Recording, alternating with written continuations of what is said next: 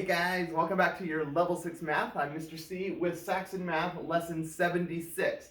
This is another review lesson, so we've had like 3 or 4 review lessons in a row. It's because the math's gotten harder, right? And you've probably seen this if you're taking tests, that maybe the test scores have gotten a little lower for the last few tests. It's because the math is harder. We've introduced a lot of concepts this year, so it's time for a review, which is great. So let's start reviewing. Today we're going to do comparing fractions by converting to decimal form. We already know how to do this, we just haven't done it in a particular lesson. All right, we have compared fractions by drawing pictures of fractions. We've written fractions with common denominators.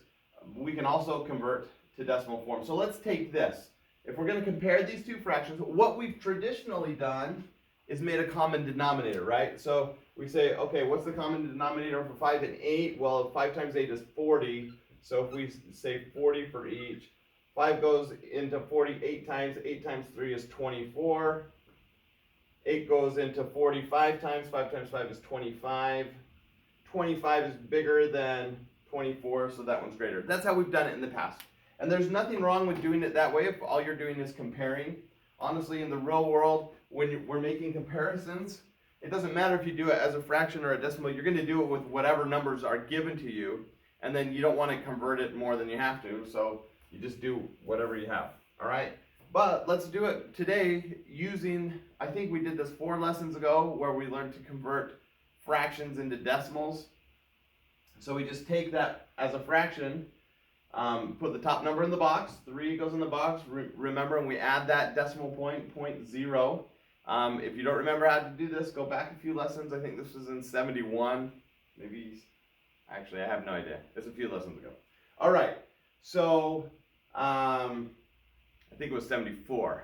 I think that's what it was. All right, so we just do the division. 5 goes into 36 times. There's no remainder. We put the top number in the box here. 5, we don't know how many zeros till we start. 8 goes into 50 times. 8 goes into 56 times. 48. We have, they didn't do the whole math problem out here and show their work. We could do that.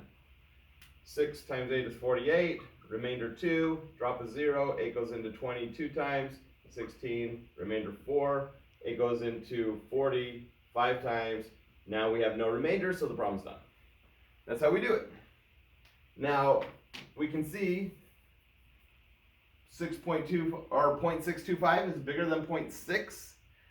It's a bigger number, just like 25/40 is bigger than 24/40, and so we'll say that 5/8 is greater.